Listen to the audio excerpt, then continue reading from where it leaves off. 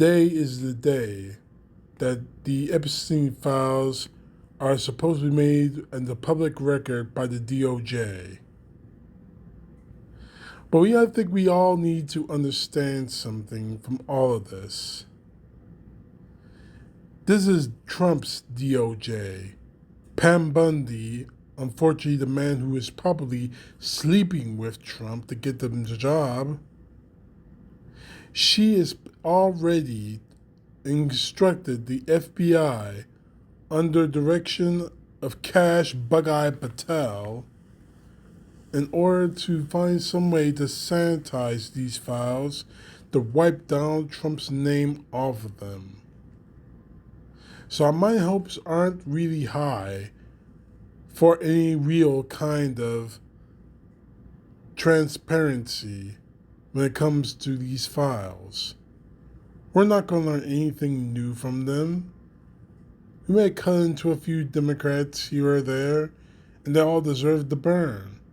But when it comes to Donald Trump, I will be very surprised if any of these files actually implicate him in some way. We all know that Donald Trump is in those files, that he may have done something nefarious to children and women. This is not a man who has acted innocent in all this at all. He has acted only like a very guilty man. And he's getting worse every time, every day, every second he mentions these files. Even his about face of saying, release the files, is not going to help. All that's done is shown that somehow you and your FBI and the DOJ have sanitized these files. Make sure that none of them mention Donald Trump and try to point the finger at the Democrats. And the sad, sick, twisted part of all this is that the MAGA Trump supporters will eat it up. As I said in my previous video, Trump derangement syndrome isn't something that Democrats and those who vote against Trump have. It is something that Donald Trump supporters have. And this will be the final bullet to make that point.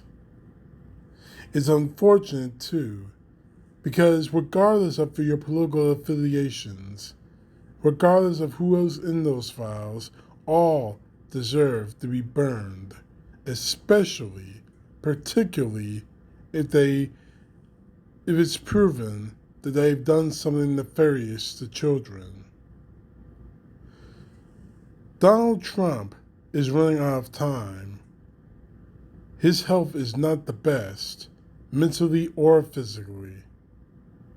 He's showing it almost every day. The sad part is that he is showing us to the point that a blind man can see it. And it's time for him to go, one way or the other.